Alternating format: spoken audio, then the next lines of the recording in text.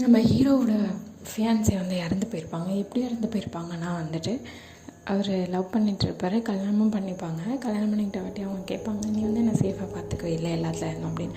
நான் ஒன்று பார்த்துக்குவேன் அப்படின்னு சொல்லிடுவாங்க. ஆனால் ஒரு ஸ்டூடெண்ட் கையாலே அவங்க இறந்துருவாங்க. ஏன்னா அவங்க ஒரு டீச்சர். அவங்க கொல்றதுக்காக இவர் போவார். அவங்க அப்பா வந்து தடுத்துருவார், ஹீரோயினோட அப்பா.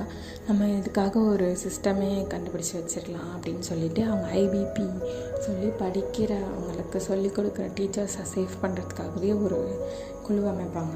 ஏன்னா அவர் வந்துட்டு ஒரு எஜுகேஷன் மினிஸ்டராக இருப்பார். அதுக்கப்புறம் மறுபடியும் ஒரு ஸ்கூலில் நடக்கிற கதையை காட்டுறாங்க. அந்த பொண்ணு வந்து ஒரு சோஷியல் மீடியா இன்ஃப்ளூயன்சராக இருப்பாள். அவள் வந்து ஸ்கூலில் இருக்க டீச்சர்ஸ் எல்லாம் தப்பாக ப்ளேம் பண்ணி போட்டுட்ருப்பாள்.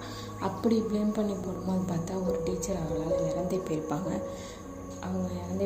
அதனால் அதை இன்வெஸ்டிகேஷன் பற்றி கண்டுபிடிச்சி அந்த பொண்ணுக்கு தண்டனை வாங்கி கொடுத்துருவாங்க. இன்னொரு அப்பாவி டீச்சரையும் போட்டு தள்ள பார்ப்பா. அவங்கள காப்பாற்றி அந்த பொண்ணுக்கு பனிஷ்மெண்ட் பண்ணி ஜெயிலில் போட்டுருவார். இதுக்கெலாம் வந்துட்டு ஹீரோயினால் தான் இவங்க பண்ணுறாங்க, அவங்க அப்பா வந்து எஜுகேஷனல் மினிஸ்டர் பிளான் பண்ணி எல்லாரும் பண்ணுறாங்க அப்படின்னு சொல்லிட்டு ப்ரெஸ்ஸில் வந்து இன்னொரு மினிஸ்டர் வீடியோ போட்டுருவார்.